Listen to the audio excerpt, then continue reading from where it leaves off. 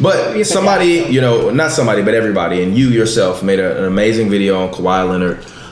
Which is actually the reason why I reached out to you, just because I like bringing people on the show to do things that are parallel with what we do, and obviously we cover the LA Clippers, on a normal basis. We've pretty much covered, I think, every home game this year with the exception of the Lakers game.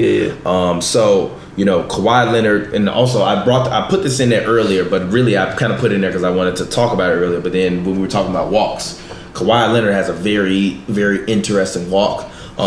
As a member of the media, usually we have to wait an hour after every game because he goes and gets like a really deep, I guess, massage and treatment and all stuff like that. A lot of people criticize the load management. They think that it's cheating the game or whatever it is. I personally am of the belief that if these guys aren't healthy, they shouldn't be playing. We want longevity, not a quick whatever. And these games, everybody loves to say, oh, the ratings are down because these games don't matter. But then at the same time, they'll say, well, Kawhi Leonard load managing is hurting the game. I'm confused. If the ratings don't matter because the games don't matter, then if the games don't matter now and they matter in March, April, May, and June, then I'm not playing for today. I'm playing for March, April, May, and June. What are your thoughts? Well, I would say this. First thing is this, man. If Kawhi could go out there and play every game, he would play. This dude loves the ball. The one thing that I know he loves in life is to play basketball. Yeah. That's his passion. He does. It's not by choice where he's sitting out games and I don't want to play this game. Yeah. I think the biggest thing that needs to happen, back to your PR point, instead of saying load management, be injury prevention. Change the term, something.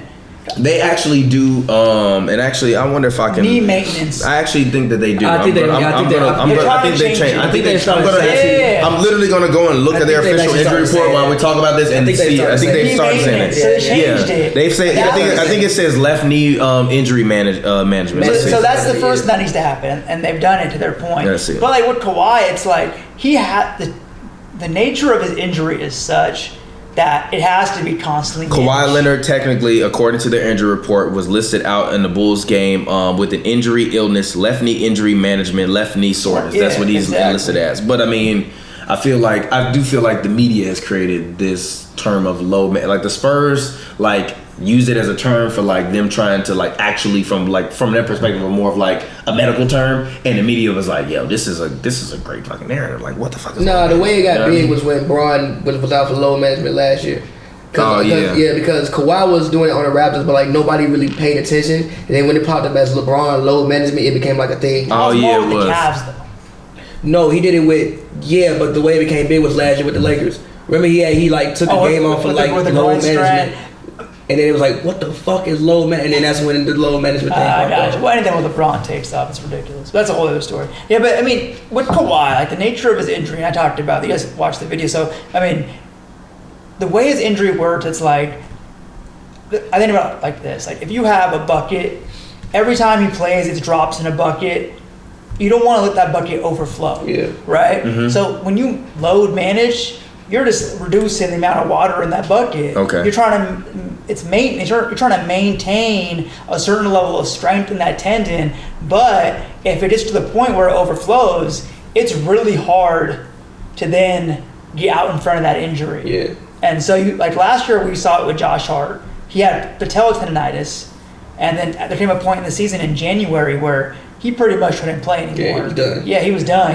He was shooting 44% from three. He went to 27% in January. He had surgery. He had a PRP. Couldn't play out. What's PRP? PRP is an injection with your own blood cells to try to help with healing. Okay, it's where they take the white blood cells or whatever. And red blood cells, and they try to centrifuge them, and they condense them, and they put them back into your system.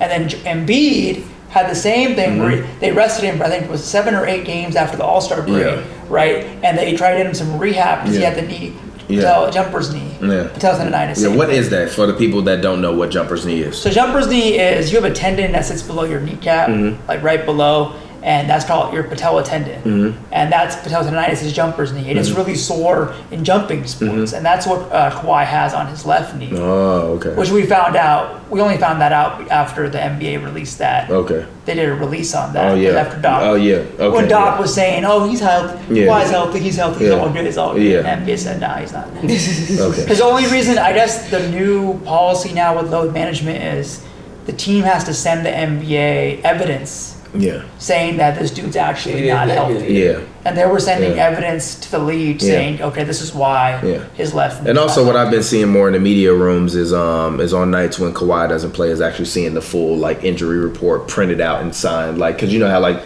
cause the coaches both have to sign their lineup sheets with and also with the injury reports as well. So now what I've been seeing more even in the media locker room is like a full injury report as opposed to before early in the season, before this whole thing happened. If we just saw whatever was listed on the official PR. Now, like when I'm at the games, there's an official signed photocopied injury report from both teams. So it's interesting.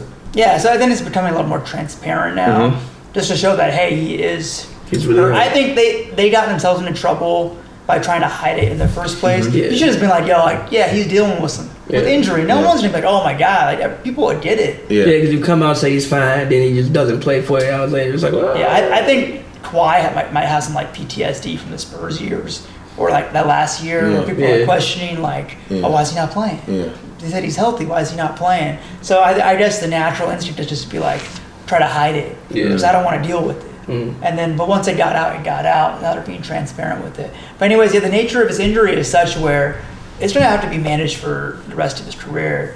And what concerned me was when he started limping last year in the finals. It was in the conference finals. It was bad too. He was limping bad. In the finals, it was bad. And he didn't really play that well in the finals either. He played great to me in the finals. I mean, he didn't play as well as he could have, but he still played great. Relative.